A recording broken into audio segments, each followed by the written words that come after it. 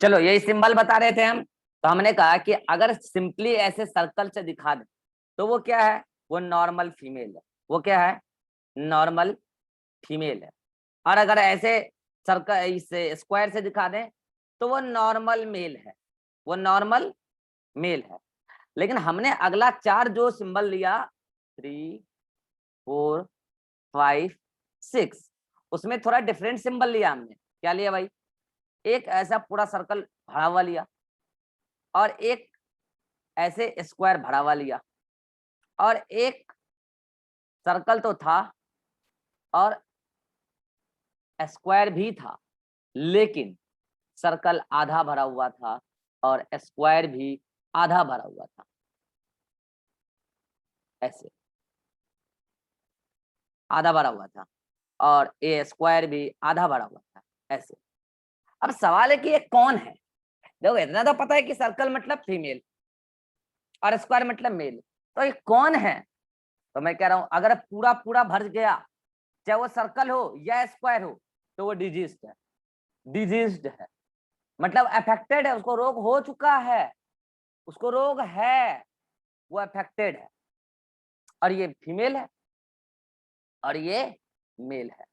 लेकिन अगर ये हाफ सर्कल से दिखाएं जैसे ये और ये, तो ये कैरियर है, मतलब ये हेटेरोजाइगस है। हेटेरोजाइगस है, ये भी हेटेरोजाइगस है। काहे के लिए हेटेरोजाइगस है, फिर कैरियर बोलो।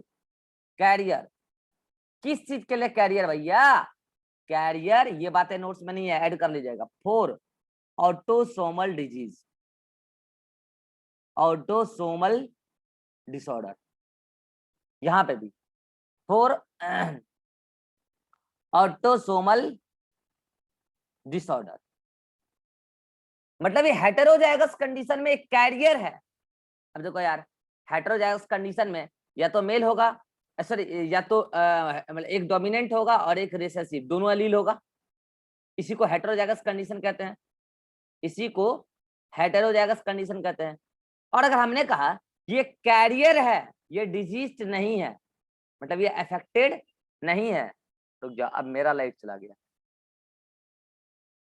मैं कनेक्ट कर लेता हूँ जल्दी से वाईफाई से।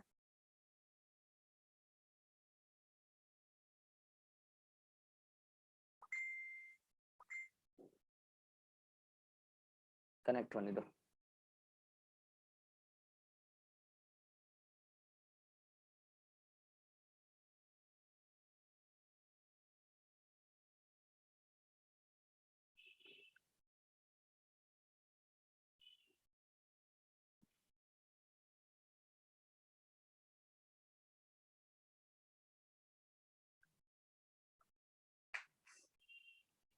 आ गया, आवाज आ रहा है ईरान?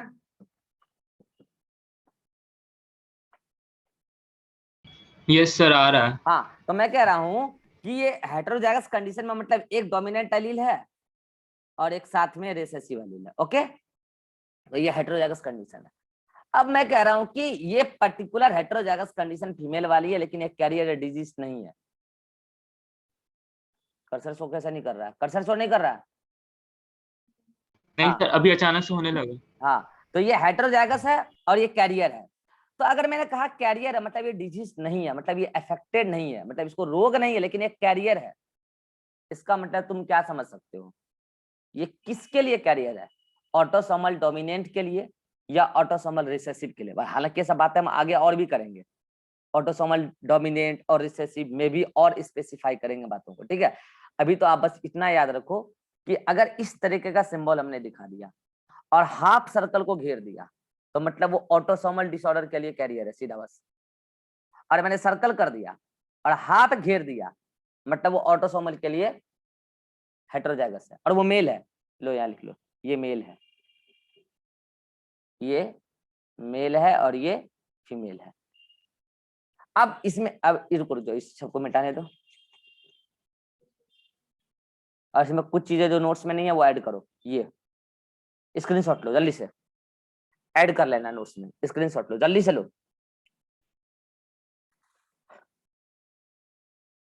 अब नेक्स्ट बता रहा हूं मैं, नेक्स्ट नेक्स्ट बता रहा हूं। अगर ऐसा हो, ऐसा सर्कल बना दें, ठीक है,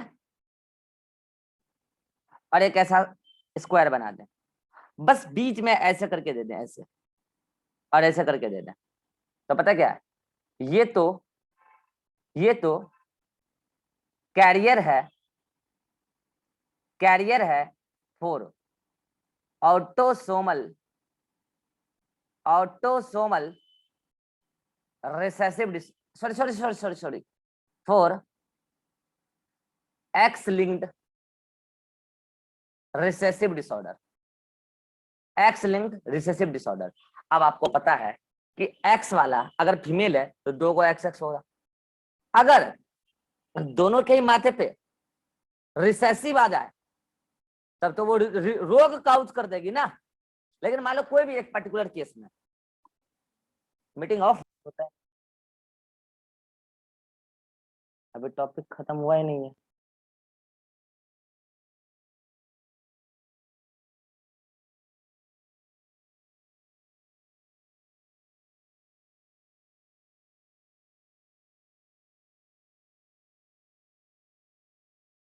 आगे जी रैन फिर से, यस सर। कितना नंबर बता रहा था मैं? 7 और 8। हाँ, इधर देखो, मैं कह रहा था कि इस टाइप का रिप्रेजेंटेशन हो और इस टाइप का रिप्रेजेंटेशन हो, पहले हम इसकी बात करेंगे, ठीक है। मैं कह रहा हूं कि ये क्या है, कैरियर है, किस चीज के लिए, कैरियर 4, किस चीज के लिए, carrier 4 X linked recessive disorder. मैं कह रहा हूं कि अगर एक्स लिंक्ड रिसेसिव डिसऑर्डर है और अगर वो एक्स, 2 एक्स क्रोमोसोम है, दोनों पे रिसेसिव फॉर्म ही आ जाए तब तो रोग ही हो जाएगा, तब वो कैरियर का एक ले, तब तो वो रोग ही हो जाएगी। तो उसको फिर आप ऐसे करके दिखाओगे, रोग हो गए ना, मतलब वो डिजीज हो गई, उसको अफेक्टेड है वो।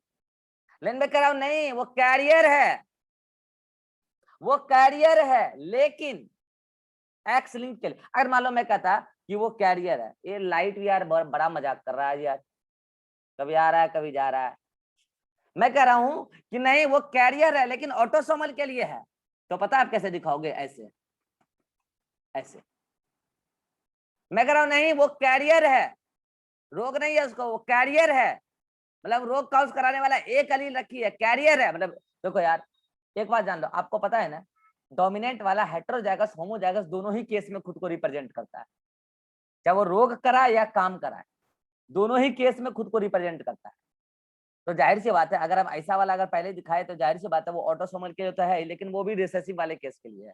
ऑटोसोमल रिसेसिव डिसऑर्डर का कैरियर फीमेल है, और ये वाला ऑटोसोमल रिसेसिव डिसऑर्डर का कैरियर मेल है।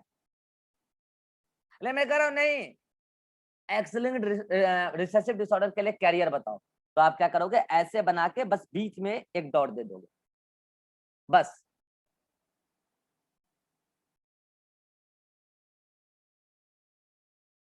है क्या? हाँ, तो ऐसे दिखा दोगे तो ये क्या है, ये कैरियर है, किसके लिए, एक्स लिंक्ड रिसेसिव डिसऑर्डर के लिए। तो ये तो समझ में आ गया कि सर ये कैरियर है एक्स लिंक्ड रिसेसिव डिसऑर्डर के लिए, और कैरियर में भी कौन है, फीमेल है, फीमेल कैरियर। बात आती है इसकी, बात आती है इसकी, सर स्क्वायर बना के बीच में डॉट दे दे तो क्या, कौन,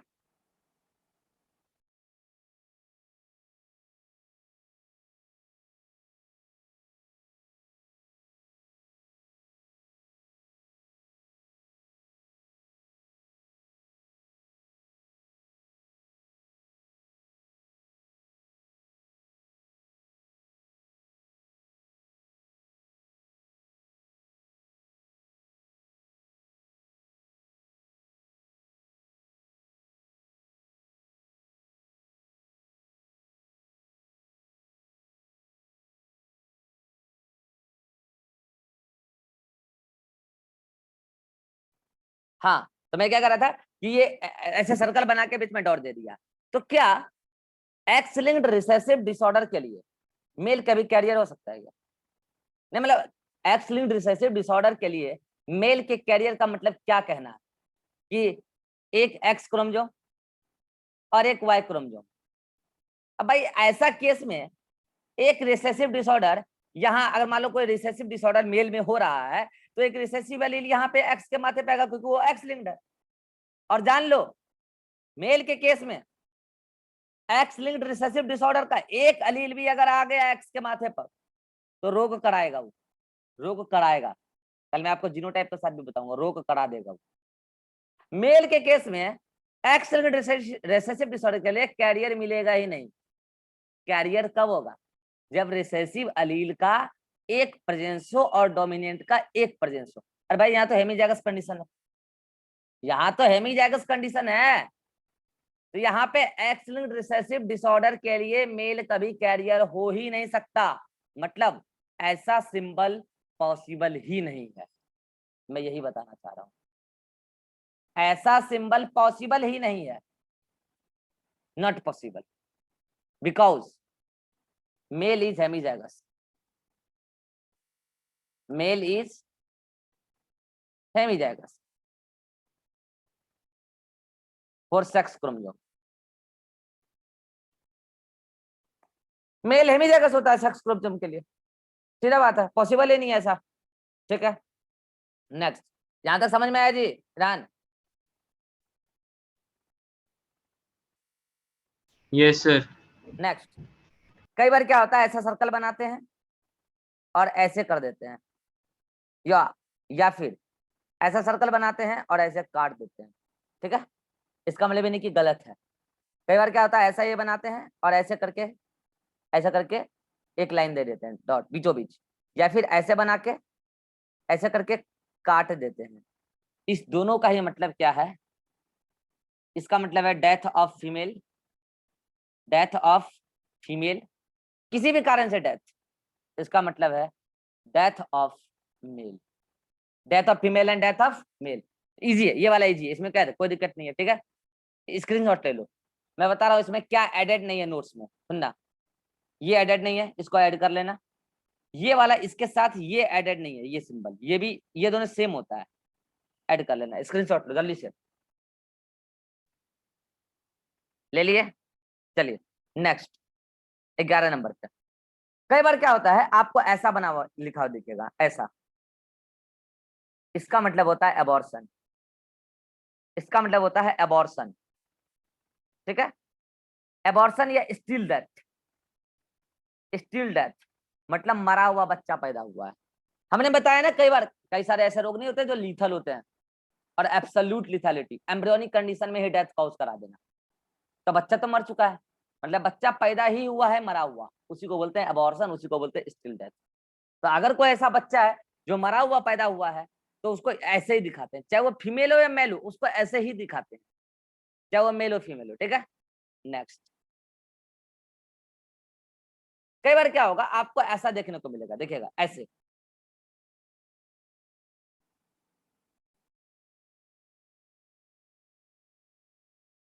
ऐसे,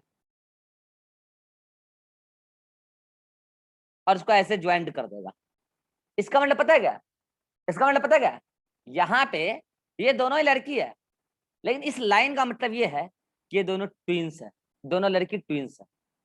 यहाँ पे दोनों ही लड़का है, एक ही पेरेंट से आए दोनों, देखो, लेकिन दोनों का जुड़े रहने का मतलब क्या है? ट्विंस है, जुड़वा है, जुड़वा यानी कि बॉडी पार्ट अटैच है, जुड़वा। और ये पता कैसा ट्विंस है, मैं बता दूं बच्चों, ये मोनोजाइगोटिक ट्विंस है, ये मोनोजाइगोटिक ट्विंस है। अब भाई मोनोजाइगोटिक ट्विंस क्या होता है मैं रिप्रोडक्शन में बताऊंगा। देखो हुआ क्या, मान लो ये स्पर्म था, ये एग थी, दोनों ने फ्यूज किया, फर्टिलाइज हुआ, जाइगोट बना। सुनना मेरी बात, जाइगोट बना।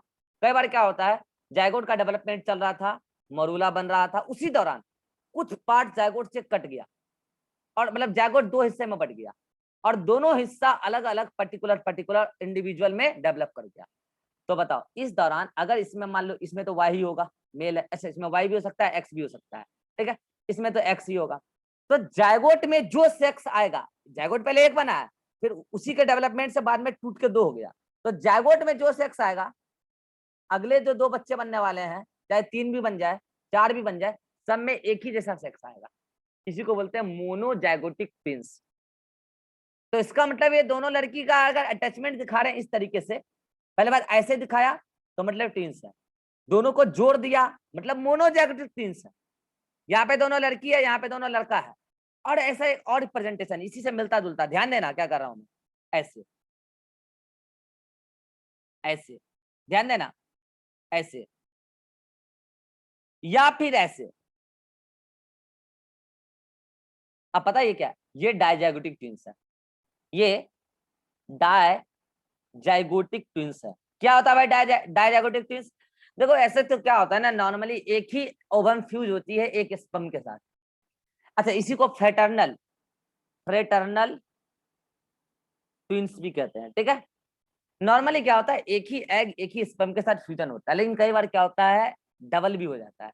अब ये कैसे होता है, सब डिसऑर्डर है वैसे तो, मैं रिप्रोडक्शन में बता दूंगा, पूरा मैकेनिज्म बता दूंगा, ठीक है। रिप्रोडक्शन में यहाँ पे डिस्कस करने का कोई मतलब नहीं, बस इतना समझो दो जायगोट बन गया, इतना समझो दो जायगोट बन गया।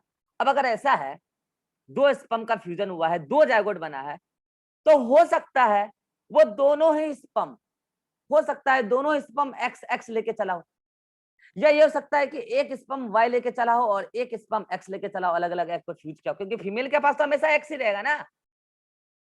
तो अगर दोनों एक्स एक्स लेके आया तो दोनों ही लड़की पैदा हो जाएगी, दोनों वाई वाई लेके आया तो दोनों लड़का पैदा हो जाएगा, लेकिन मोनोजाइगोटिक नहीं है, दो अलग अलग जाइगोट बन रहे हैं, दो स्पर्म आ रहा है ना। और अगर एक स्पर्म आ गया वाई लेके, एक स्पर्म आ गया एक्स लेके, और दोनों ही दो एग से फ्यूजन हो गया एट अ टाइम, तो दो अलग अलग सेक्स के एक समय बच्चे पैदा होंगे, लेकिन दोनों मोनोजाइगोटिक ट्विंस नहीं है, डाइजाइगोटिक ट्विंस है।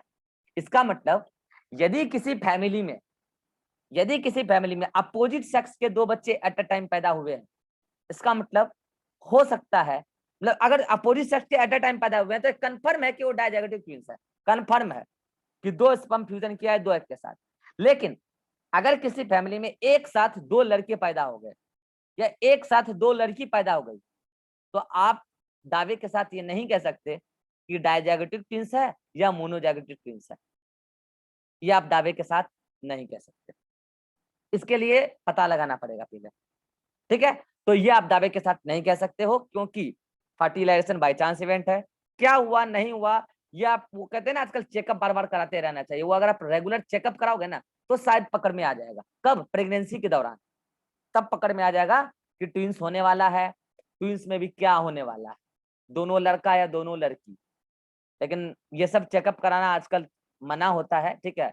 जेनेटिकल डिसऑर्डर वो रिप्रोडक्शन में बताएंगे, छोड़ो, बस इतना समझो कि क्या है। अगर ये लाइन का इंपॉर्टेंस है यहाँ पे, ये लाइन देख लो, ये लाइन, ये लाइन का ही इंपॉर्टेंस है।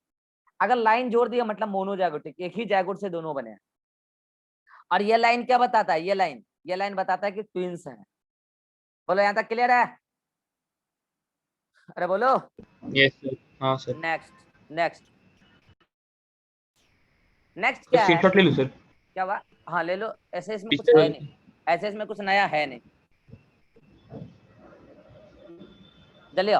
नेक्स्ट क्या है, ये कोई लड़की है और ये कोई लड़का है, अगर इस लड़के और लड़की के बीच में एक लाइन खींच दें पैरेलली, एकदम सामने सामने एक लाइन खींच दें, मतलब ये मैरिजेस है, मैटिंग है, ये मैटिंग है, मैरिज है, शादी हो गया, दोनों का शादी हो गया, ठीक है। लेकिन अरे साउंड बंद करो। लेकिन अगर ऐसे कर दें, सुनना ध्यान से, दो लाइन खींच दें, तो इसका मतलब ये नहीं है कि दोनों लड़का लड़की दो बार शादी कर लिया, एक बार तो शादी किया, एक महीना बाद फिर आपस में ही शादी कर लिया, इसका मतलब ये नहीं है। तो इसका मतलब क्या है, इसका मतलब ये है marriages between close relative, between close relative मतलब इनब्रीडिंग, इनब्रीडिंग मतलब क्या, क्लोज रिलेटिव। कहते कई बार होता है ना कि क्लोज रिलेटिव में ही शादी कर ली है, कई बार ऐसा होता है कि चचेरा भाई बहन शादी कर ली है, ऐसा होता है। तो मतलब ये शादी जो हुआ है काफी क्लोज मेंबर्स के बीच में हो गया है।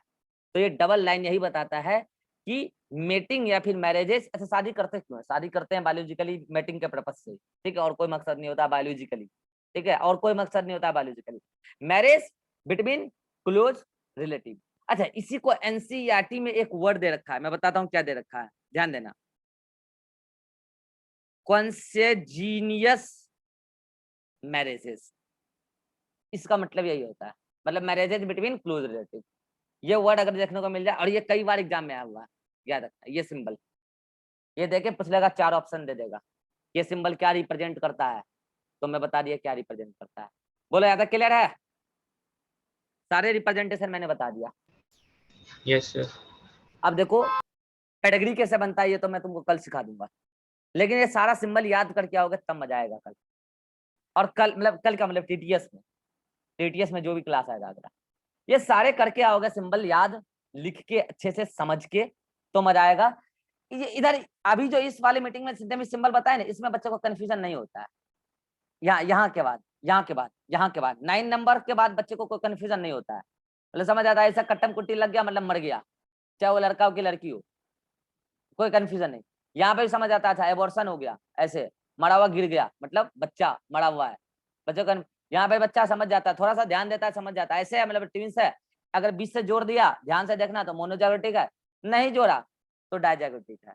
इसमें भी बच्चे को कंफ्यूजन नहीं होता है। एक लाइन है मतलब दूर के लोगों से शादी हो रहा है, 2 लाइन दे दिया तो सेम मेंबर से शादी हो रहा है। यहाँ पे भी बच्चे को कंफ्यूजन नहीं होता है। बच्चा कंफ्यूज करता है इसमें,